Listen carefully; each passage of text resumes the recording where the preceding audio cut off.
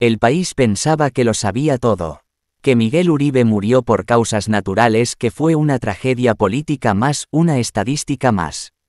Pero hoy, después de días de dolor, amenazas y miedo, su esposa rompe el silencio. Y lo que revela es algo que nadie, absolutamente nadie, estaba preparado para escuchar. A sus 49 años, una mujer que vivió en las sombras del poder decide hablar, sin miedo, sin filtros. Por primera vez cuenta la verdad que Miguel dejó escrita antes de morir, la historia de las noches de paranoia, los enemigos invisibles, los archivos escondidos, y la advertencia que recibió. Si hablas te vas con él. Pero ya es tarde para el miedo. El dolor la volvió más fuerte. Y ahora viene a revelar lo que el país intentó enterrar junto a su esposo. ¿Quién era la mujer misteriosa que apareció en su funeral y dejó una rosa blanca? Que contenía el sobre que Miguel le entregó días antes de morir. ¿Quién la amenazó para que callara durante años?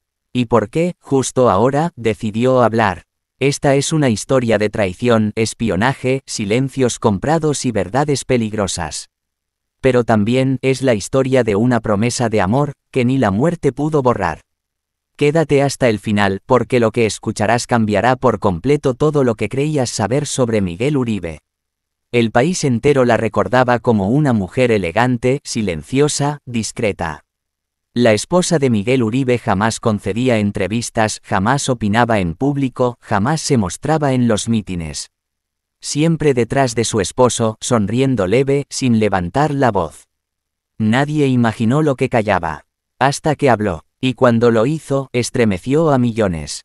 Fue en un programa digital alternativo, lejos de los grandes canales que habían intentado callarla durante años. Su rostro se notaba más delgado, la mirada dura, envejecida. Tenía 49 años, pero parecía haber vivido siglos desde el atentado que le arrebató al hombre que amó por más de 2 décadas. Nunca antes había hablado, porque tenía miedo.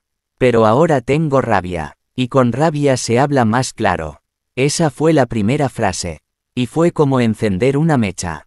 Contó que Miguel llevaba meses paranoico, revisando 2 veces las cerraduras, despertando sobresaltado, y guardando documentos en sitios insólitos. Una vez, relató con voz entrecortada, lo sorprendió escondiendo un USB dentro de un frasco de talco en el baño. Le pregunté qué era eso, y solo me dijo, y algo me pasa, entrega esto a los medios, pero no a cualquiera. Desde entonces su vida cambió. Vivían juntos pero ya no había paz. Miguel sabía que lo estaban cazando. Y ella, sin entender del todo, lo acompañó en silencio, cargando ese miedo día a día. Lo más escandaloso vino después. La entrevista estaba a la mitad cuando bajó la voz, miró fijamente a la cámara y dijo: «Voy a decir algo que nunca conté. Pero ya no tengo nada que perder». Tomó aire y soltó. Miguel tenía una amante, una mujer que trabajaba en un alto nivel del gobierno. Ella le pasó información que lo condenó.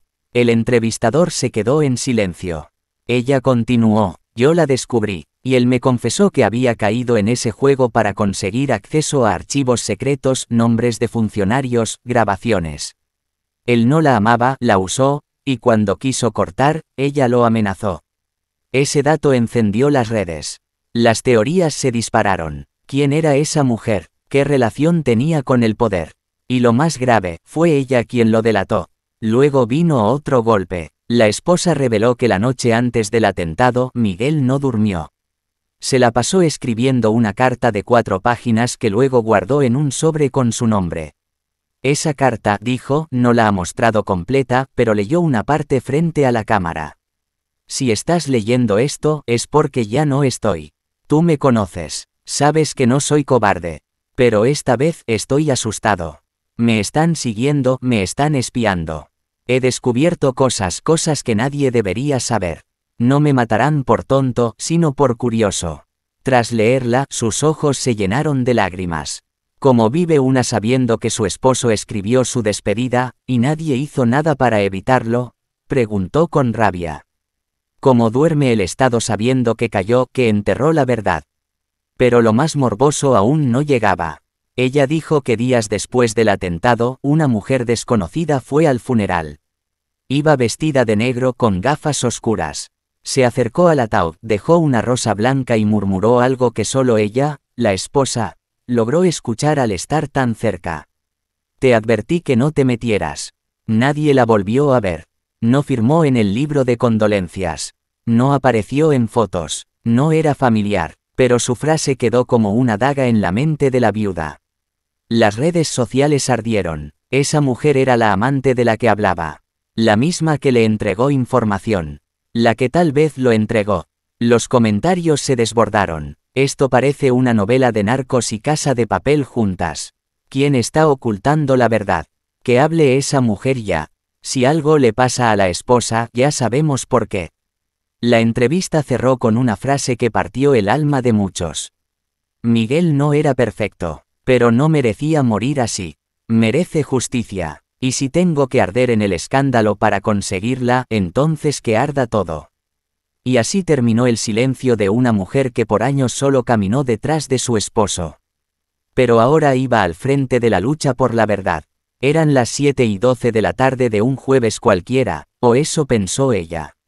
La esposa de Miguel Uribe estaba en la cocina terminando de preparar una sopa de quinoa, la preferida de él, cuando escuchó que la puerta se cerró con más fuerza de lo habitual. Miguel acababa de llegar, pero no era el mismo. Lo notó de inmediato. Sus pasos no eran firmes sino arrastrados. Sus hombros caídos, su rostro pálido, y su mirada, esa mirada, no la olvidaría jamás.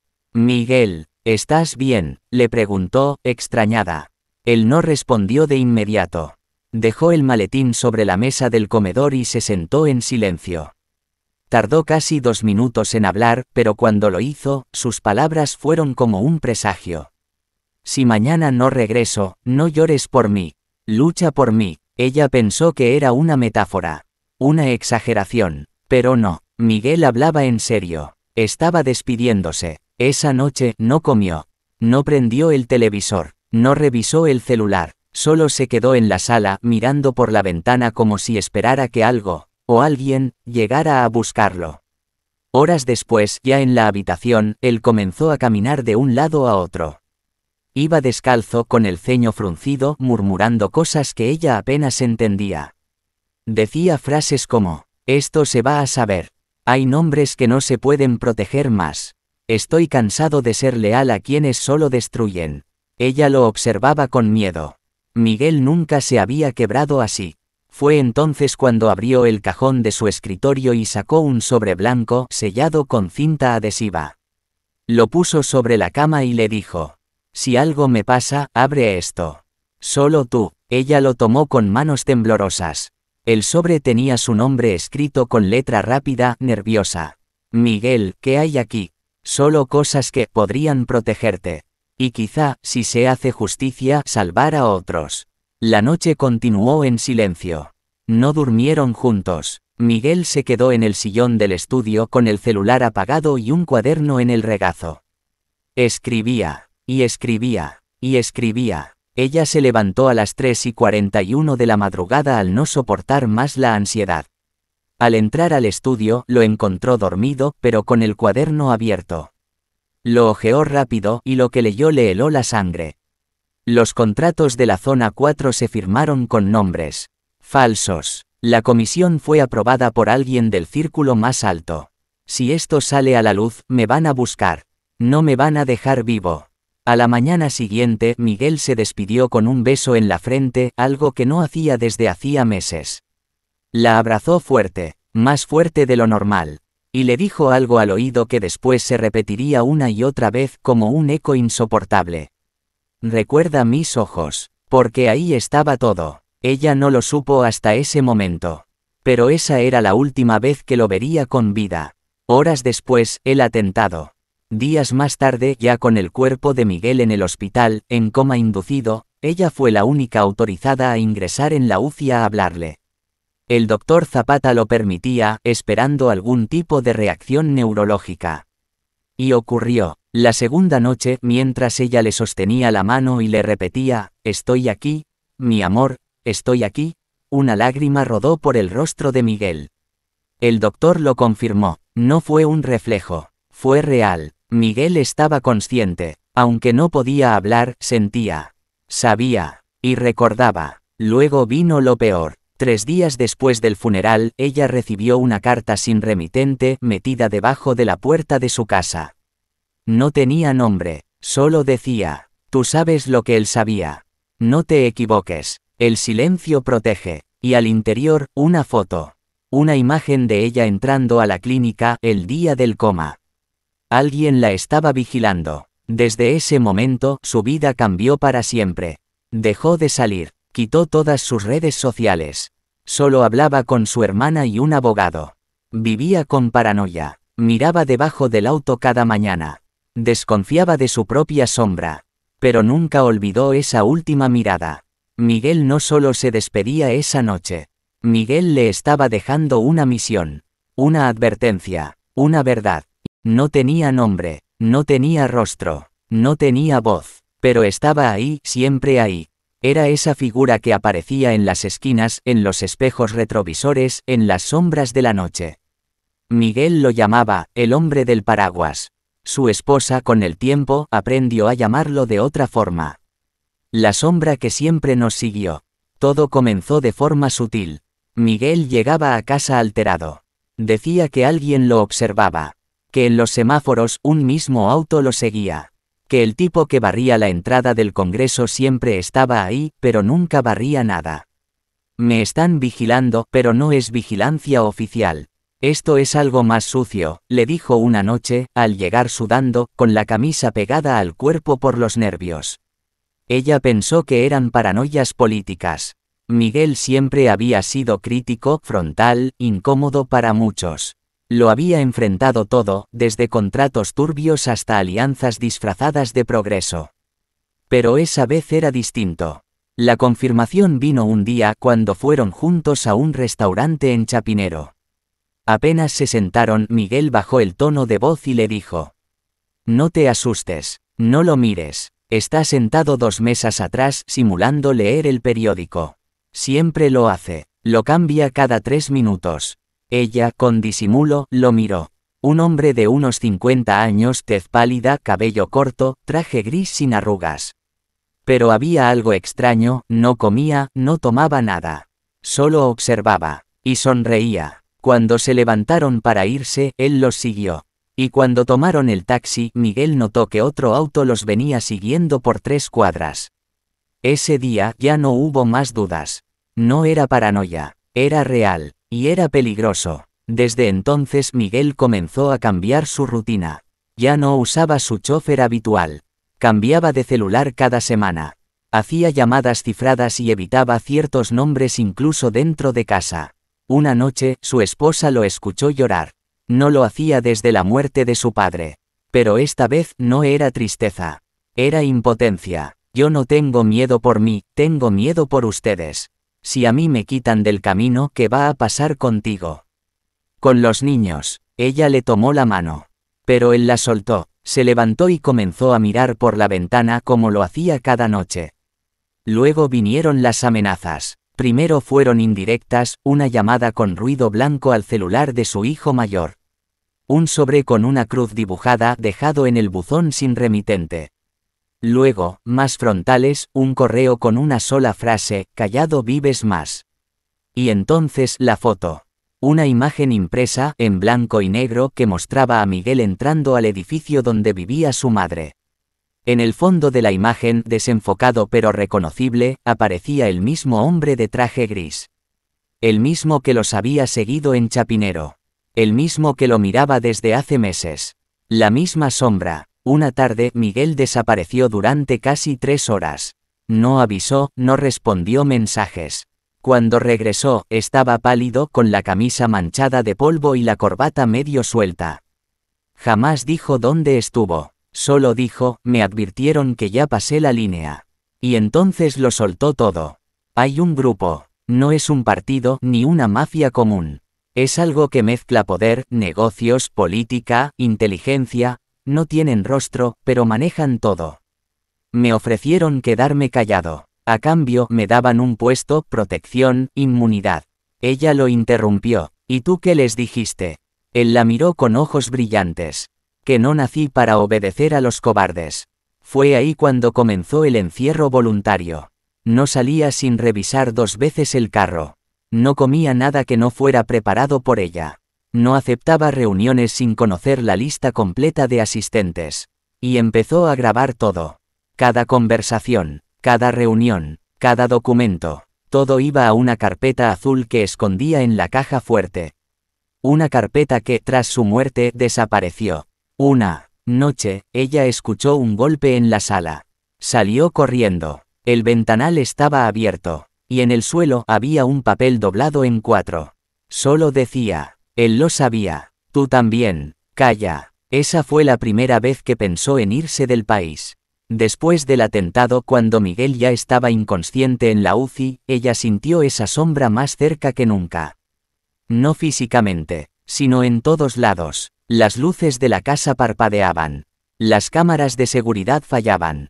Un vecino dijo haber visto a un hombre parado frente a su puerta durante la madrugada, sin moverse, sin hablar. Cuando pidió las grabaciones de seguridad del conjunto, esos archivos no existían. Miguel había vivido perseguido, y ahora su sombra la perseguía a ella. Y aunque nadie sabe quién era realmente aquel hombre del traje gris, ella está convencida de una sola cosa. No fue el único, y sigue ahí, esperando que ella también se atreva a cruzar la línea. Muchos se lo preguntaron, algunos la criticaron, otros la señalaron. ¿Por qué guardó silencio tanto tiempo? ¿Por qué esperó años para hablar, si decía tener información valiosa, si Miguel le había confiado secretos tan delicados? ¿Por qué ahora? La respuesta no es simple. Es dolorosa. Y es aterradora. Después de la muerte de Miguel Uribe, su esposa no solo quedó viuda. Quedó marcada, perseguida, observada, amenazada. Durante los días posteriores al funeral nunca estuvo sola. Pero no hablamos de compañía familiar o apoyo emocional. Me seguían hasta al supermercado. Notaba los mismos rostros en diferentes lugares. Recibía llamadas desde números ocultos. Y lo peor era que yo no sabía quién era enemigo y quién no. Una semana después del entierro, recibió una visita no anunciada. 2 hombres trajeados, supuestamente de una unidad de seguridad especial del Estado. Vinieron con un portapapeles. Me dijeron que Miguel había trabajado en temas sensibles, que lo mejor para mi seguridad y la de mis hijos era mantener discreción absoluta. Que firmara un acuerdo de confidencialidad, a cambio de protección. Ella se negó. Esa misma noche, las cámaras de seguridad de su casa fueron desactivadas durante 6 horas. Luego comenzó el acoso psicológico. Fotos enviadas a su celular mostrándola mientras recogía a su hijo del colegio. Mensajes anónimos. Tu esposo jugó con fuego.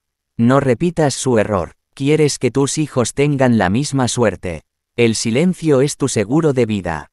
Cambió de número. Cambió de casa. Pero las amenazas la seguían encontrando. Una noche, mientras dormía, una piedra rompió la ventana de su habitación. En la sala encontró un sobre rojo, sin remitente, con un solo papel dentro. Se te advirtió. Fue esa noche cuando decidió irse del país.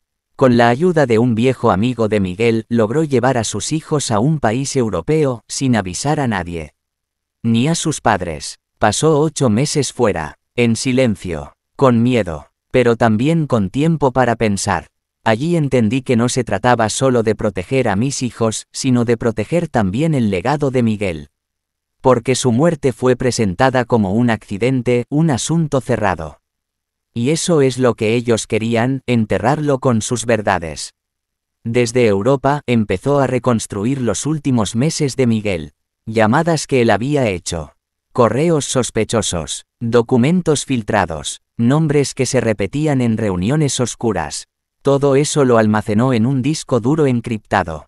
Y guardó 2 copias. Una en una caja de seguridad. La otra, en manos de alguien que solo revelará su contenido si a ella le pasa algo. Su regreso al país fue discreto. Nadie lo supo. Regresó sin prensa, sin abogados, sin acompañantes. Pero regresó con una decisión firme. Voy a hablar, y si no puedo hablar en medios, lo haré en redes. Si me bloquean ahí, iré a las calles. Pero no voy a callar más. Lo más doloroso de todo no fueron las amenazas. fue descubrir que parte de su círculo cercano estaba involucrado. Amigos de Miguel, compañeros de partido, personas en las que confiaban. Uno de ellos, contó, llegó a su casa días después del atentado, llorando, abrazándola como un hermano. Le dijo, lo mataron por lo que sabía, y tú sabes aún más. 2 semanas más tarde, ese mismo hombre apareció en una reunión privada con funcionarios del gobierno que ella tenía en la lista de sospechosos. Nunca volvió a hablarle. También reveló que intentó hablar con 2 medios de comunicación importantes. En ambos casos las entrevistas fueron grabadas, y nunca salieron al aire. El material desapareció, y los periodistas casualmente fueron reasignados a otros casos. Me di cuenta de que el silencio no era una opción. Era una estrategia impuesta desde arriba. Y yo estaba atrapada en una red de mentiras. Pero lo que terminó de convencerla fue una conversación que escuchó entre sus hijos sin que ellos supieran que estaba cerca. Su hijo menor de 9 años le preguntó al mayor: ¿Tú crees que mataron a papá?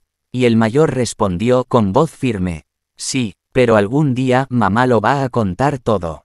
Ese día, ella entendió que ya no podía callar. Ahora, a sus 49 años, rota por dentro pero erguida por fuera, decidió romper el pacto de silencio. No lo hizo por venganza. Lo hizo por memoria, por justicia, y por dignidad. No voy a permitir que el nombre de Miguel se diluya en el olvido. Él murió por algo, y su historia merece ser contada completa, aunque duela. Aunque me cueste. Y con esa declaración, el país comenzó a escuchar lo que nunca se atrevieron a decir en voz alta. Habían pasado ya 2 años desde aquel día en que Miguel Uribe fue silenciado. El país avanzaba como siempre, como si nada. Pero en el corazón de una mujer rota por dentro y valiente por fuera, el tiempo se había detenido. Ella no buscaba venganza, buscaba verdad. Después de meses de silencio autoimpuesto, de vivir entre amenazas, exilios y cámaras apagadas, la esposa de Miguel decidió dar el paso que lo cambiaría todo, mostrar lo que él le dejó. Una carta, una grabación, y una promesa sellada con amor y sangre. En una conferencia a puerta cerrada, organizada por un colectivo independiente de derechos humanos, ella apareció sin anunciarse. Vestía de negro, el cabello recogido, las manos temblorosas. Nadie la esperaba, nadie la reconoció al principio. Hasta que tomó el micrófono y dijo: yo soy la esposa de Miguel Uribe. Y hoy, voy a mostrarles la verdad que muchos intentaron enterrar con él.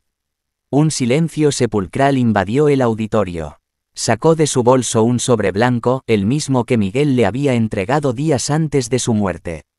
Lo abrió con delicadeza. Sacó una carta amarillenta, escrita a mano. La sostuvo frente al público, respiró hondo, y empezó a leer. Si estás leyendo esto, es porque ya no estoy. Y si no estoy, es porque decidí hablar, y eso tiene consecuencias. No me arrepiento, pero necesito que tú, amor mío, termines lo que yo empecé. En este sobre hay una memoria USB. Tiene audios, documentos, nombres. Mucho de lo que sé. Mucho de lo que nadie quiere que salga a la luz. No lo uses por rabia. Úsalo por justicia. No me llores. Hazme eterno. Y sobre todo, no rompas tu promesa. Esa que me hiciste cuando creímos que todo esto era solo política. Esa promesa de no dejarme morir como un cobarde. Te amo. Para siempre. Miguel. Las lágrimas bajaban por sus mejillas. Pero no se quebró. Sacó la USB. La alzó frente a las cámaras. Y dijo la frase que retumbó en redes sociales durante días. Este es el testamento de un hombre que se enfrentó al monstruo. Y murió por ello. La grabación que entregó al colectivo fue validada por técnicos forenses. Entre los archivos había una conversación grabada en secreto entre Miguel y un alto funcionario donde se hablaba de contratos ilegales, lavado de dinero y manipulación mediática. También había fotos, capturas de pantalla y documentos sellados. El material se publicó de forma segura a través de plataformas internacionales. Y cuando los medios trataron de ignorarlo, las redes explotaron. Miguel no murió por accidente. Fue silenciado. Y su esposa lo demostró. Pero el mensaje más fuerte no estaba en los papeles. Estaba en ella. En su determinación, en su mirada firme, en esa voz que antes temblaba pero que ahora ardía como una llama. Dijo que no tiene miedo, que no va a callar, y que si algo le pasa, hay más copias, más voces, más personas listas para continuar. Ya no se trata de Miguel, se trata del país, de la memoria, de no dejarnos pisotear por el silencio disfrazado de poder. Al salir del evento, alguien le entregó una rosa blanca. No dijo nada, solo la miró, y sonrió. Ella se quedó inmóvil por unos segundos. Recordó el entierro de Miguel. Recordó a la mujer misteriosa que dejó una rosa blanca en el ataúd, y susurró, te advertí que no te metieras. Era ella, era otra advertencia, o un símbolo de que, incluso entre las sombras, hay alguien más observando. La historia de Miguel Uribe ya no pertenece a los expedientes oficiales. Ahora vive en las voces, en los documentos, en las grabaciones. Y sobre todo, vive en su esposa. Porque hay promesas que no se rompen. Y la suya era simple. Haré que el mundo sepa por qué te mataron. Y lo hizo. Si esta historia te impactó, te conmovió o te abrió los ojos, no dejes que quede en el olvido. Te invitamos a que compartas este vídeo, le dé me gusta, y te suscribas a nuestro canal. Secretos de Historia. Aquí no callamos. Aquí contamos lo que muchos no se atreven a decir. Gracias por ser parte de esta comunidad que lucha por la verdad.